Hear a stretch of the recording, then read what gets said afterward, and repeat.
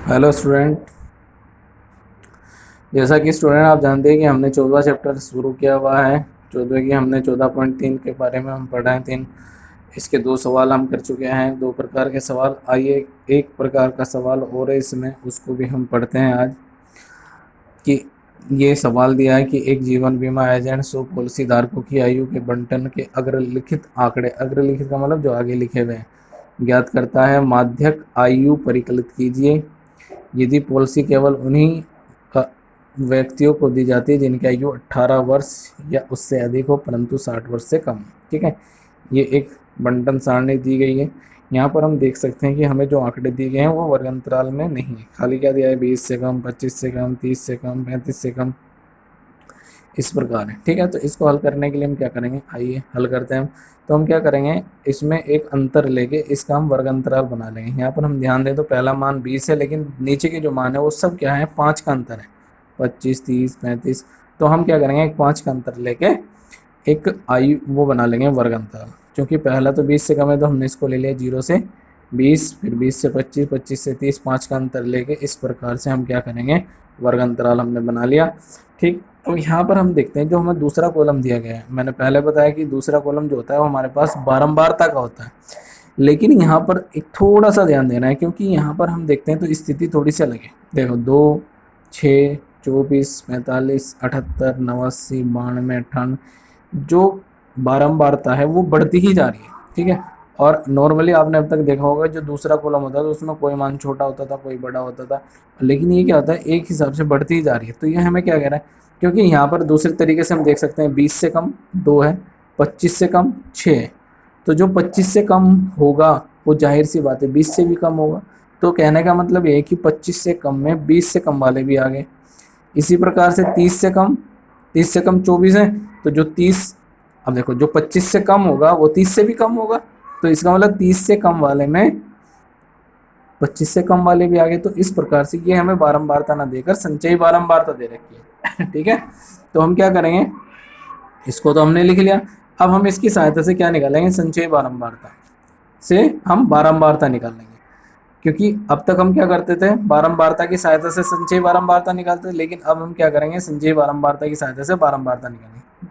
क्योंकि दोनों में पहली बारंबारता समान रहती है तो इसलिए पहली बारंबारता समान। अब संचयी बारंबारता निकालने के लिए क्या करते थे हम, पहले बारंबारता में दूसरी जोड़ते थे। यहाँ पर क्या करेंगे, दूसरी में से घटाते थे, पहले घटा देंगे। तो 6 में से 2 घटाएंगे 4 आ जाएगा।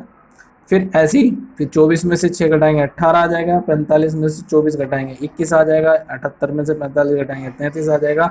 इस प्रकार घटा के हम क्या निकाल लेंगे, बारंबारता निकाल लेंगे। ठीक है, और बारंबारता का वो योग वही होगा जो संचयी बारंबारता में लास्ट की बारंबारता है। तो सिग्मा एफ कह लो या एन कह लो, ये कितना हो जाएगा, 100। ठीक है, अब हम माध्यक वर्ग निकालने के लिए क्या करते हैं, एन के मान में 1 जोड़ के 2 से भाग करते हैं। ठीक है, 100 में 1 जोड़ा, 101 हो गया, 101 को 2 से भाग करा, 50.5। अब ये 50.5 हमें किसके अंतर्गत देखना है, संचयी बारंबारता में देखना है किसके अंतर्गत आएगा। 50.5 जो है 45 में तो आएगा नहीं, क्योंकि 45 कम हो गया। तो किसके अंतर्गत आएगा, 78 के, 78 के अंतर्गत आएगा। तो इसके सामने का जो वर्ग होगा वो क्या कहलाएगा, माध्यक वर्ग। तो माध्यक वर्ग हमारा हो जाएगा 35 से 40। यहाँ पर हम देख सकते हैं, हमने लिखा भी है। चूंकि 50.5 संचय बारंबारता 78 के अंतर्गत है, इसलिए माध्यक वर्ग ये हो गया। ठीक है, पहले वाला मान L1 का होता है, दोनों का अंतर जो होता है वो H का मान होता है। N हम पीछे निकाल चुके हैं। सो F माध्यक वर्ग की बारंबारता और CF जो है माध्यक वर्ग से पहले वर्ग की संचयी बारंबारता। देखो, माध्यक वर्ग हमारा ये है, तो F तो हमारा माध्यक वर्ग हमारा 35 से 40 है, तो F तो हमारी होगी 33। ठीक है, और चूंकि संचयी बारंबारता माध्यक वर्ग से पहले वर्ग की लेते हैं हम, तो CF हमारा हो जाएगा 45। ठीक है, तो यहाँ हमने लिखा है F बराबर इतना, CF बराबर इतना, बहुलक का फॉर्मूला लिखा, इसमें मान रखे, और बस अब हमें क्या करनी है, कैलकुलेशन करनी है, जो कि मैं पहले ही आपको कई बार करके दिखा चुका हूँ। ठीक है, कैलकुलेशन करी तो हमारा उत्तर आ गया कितना, 35.76। ठीक है, तो स्टूडेंट मेरे हिसाब से इसमें से मैंने हर प्रकार का सवाल करा दिया। अब बाकी जो सवाल बचे हैं वो सब नॉर्मली वर्ग अंतराल दिया गया है, किस में बहुलक निकालना है, किसी में माध्यक निकालना है, किसी में तीनों चीज़ें निकालनी है, तो मैं आपसे अपेक्षा करूँगा कि आप उन सभी सवालों को अब करेंगे। और एक ये हमने जो पढ़ा है अब तक, माध्य, बहुलक और माध्यक, इन तीनों में संबंध क्या है, बहुलक बराबर होता है 3 गुणा माध्यक माइनस 2 गुणा माध्य, ठीक है। तो इसको भी हम ध्यान रखेंगे। और जितना भी काम हो गया है, 14वां चैप्टर मेरे हिसाब से आज ख़त्म हो गया है, क्योंकि मैंने इसका हर प्रकार का सवाल आपको करा दिया है।